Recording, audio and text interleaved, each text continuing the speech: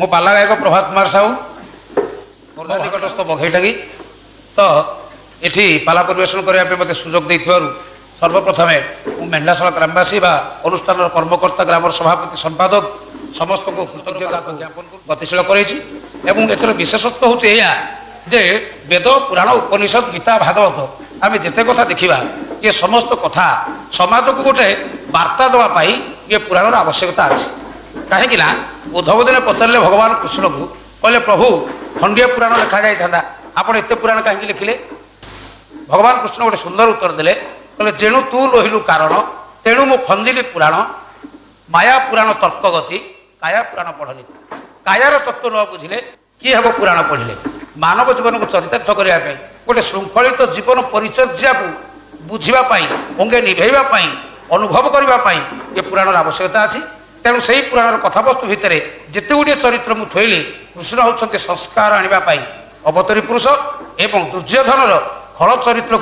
को सी बुझीपारी दुर्योधन को दमन करने उद्देश्य ना दुर्योधन जो कुकर्म से कुकर्म बा प्रादुर्भाव को मूलोत्पाटन करने भगवान कृष्ण इच्छा एवं से इच्छा अनुसार समाज में शांति प्रतिष्ठा करी भगवान कृष्ण महाभारत प्रत्येक चरित्र पुंखानुपुंख भाव में जड़े पाला गायक बुझी प्रत्येक चरित्रर भल गुणटा को पहुँचाई बा हूँ पाला गायक धर्म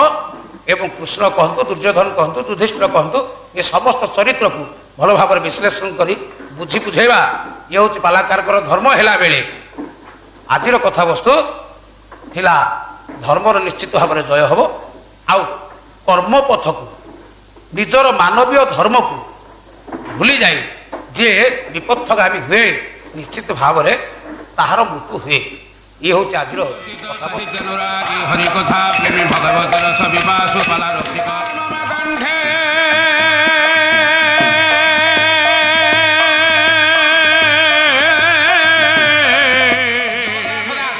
ओडिया भागवत कहले ब्रह्म ही एक कोई पुरुष प्रलय काल रे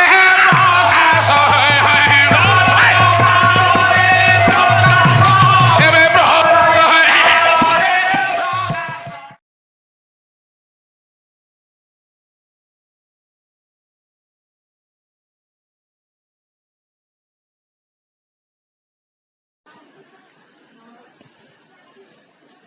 मुए जुगर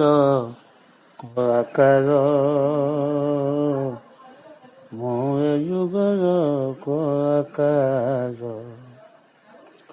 पुराण ঐতিহ্য कला स्थापत्य पुराण ঐতিহ্য कला स्थापत्य साहित्य सौदागर